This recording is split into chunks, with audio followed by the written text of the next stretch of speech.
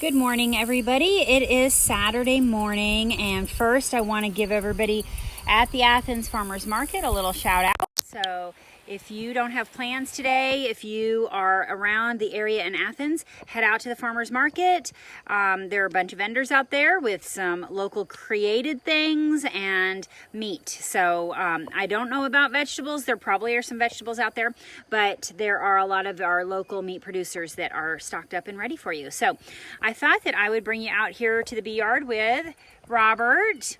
He is doing something a little unconventional right now, and he is splitting bees. It's not typical that we would split this time of the year, primarily because it's really hard to come by these precious ladies. So we ordered some new queen genetics, and that's what these are. You can see on the side they're Saskatraz. They come out of California, OHB Queens. Oh, I thought they were from Canada. Yes, the place in California is the only place that has them out of California. Saskatchewan, that's the region that they came out of. Okay, so I wasn't totally crazy. So let me tell you what's going on here. We ordered 10 queens, and in the package, when we purchase a queen, you get this cool little queen cage. And inside is a queen, and you can see her. Let's see if we can catch her while I'm talking.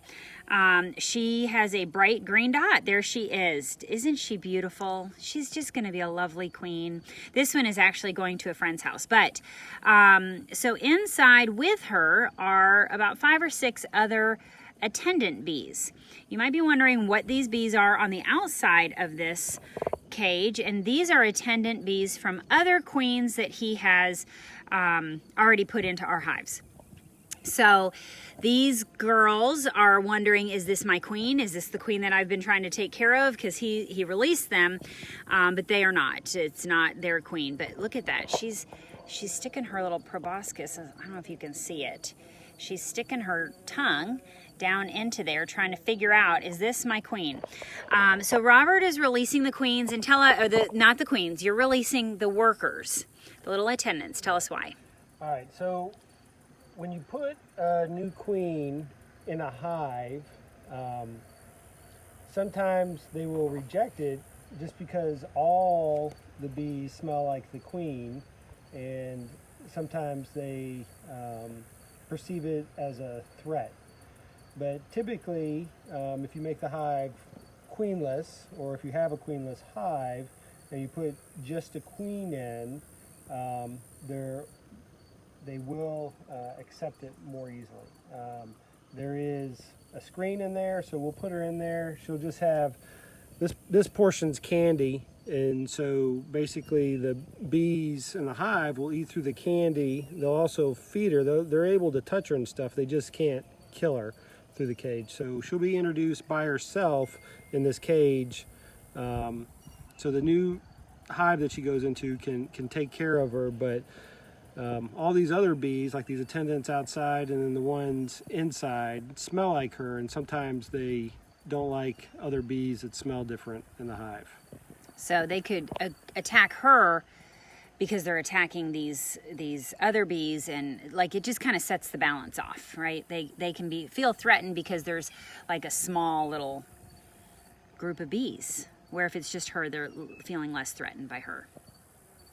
So as you can see, like all these attendants, they don't have a home, so they're really not defensive at all. They're just crawling around, just trying to figure out what's going on. So what we're going to do is, I've got another cage. This is a mini cage.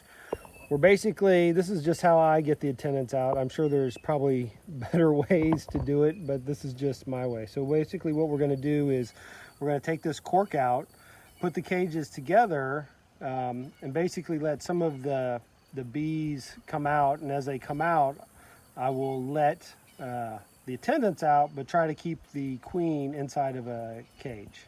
And this is where it gets tricky because she's pretty valuable. Yeah, we don't want to lose her, but at the same time they can, yeah. All right. Okay.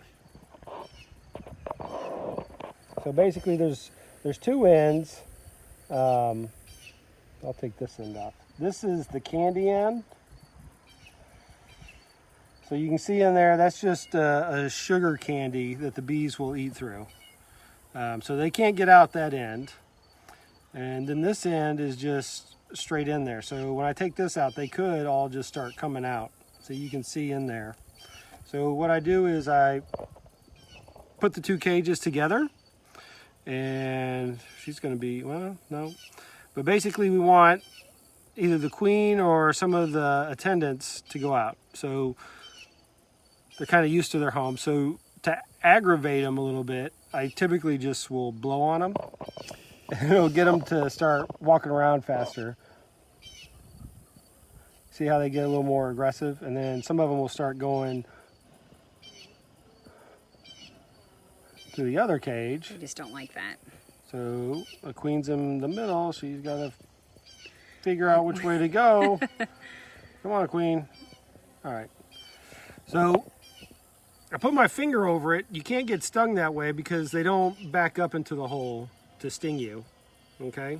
And you've got two of the attendants in this little cage. So now we just want to get rid of them, and this probably is the most mean, or not mean, but you just shake them out and they may get a little annoyed.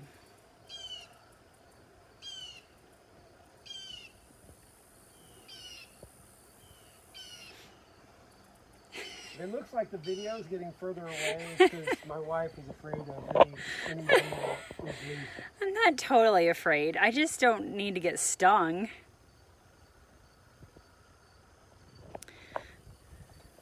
So tell us what you did prior to today in our bees. So I had I had some hives that were queenless. So those would probably be, you know, more readily to accept. Just kind of depends on how long they've been queenless. But other hives that had a queen, what I did was I evened out the brood between two deep boxes. So we had a hive of bees that was full and a double deep. Yeah. And so you balanced out the frames of bees and babies. Like brood is a frame of capped baby bees. So it's not bees that have been hatched, but they're babies. And so he went in and he balanced out. If we had 10 full frames of babies between the two deep boxes, he split 5 and 5 and then separated them, right? Yes. And I put a queen excluder in between them. Right, so you took those two deeps, put a queen excluder between them with the balancing of the babies, and the intent was to figure out which side had the queen, because then he would go back a couple of days later and see which side had the eggs, and then he would know that one side was queenless and one side had a queen, and then he would know which one to requeen. Does that sound right? Yeah. One side you'll look for eggs or the queen, and typically one side will have eggs and the queen, or at least eggs that you can see, and the other one will have no eggs. So that's one the half that you consider queenless. The other ones really don't want to cooperate with you. And you've just got bees flying all around you. So anyway, I just thought I'd let you watch and see, and then this queen is actually going to a friend of ours who she's got a queenless hive. So he was just taking out these attendants to make it easier for her. Anyway, just another shout out. If you are at home this Saturday, if you're in the Athens area, we would love for you to stop by the Athens Farmers Market and shop local and support all our local farmers and ranchers and artisans. And we'll be at the farmers market next Saturday. So everybody have a fantastic Saturday and happy beekeeping. Bye-bye.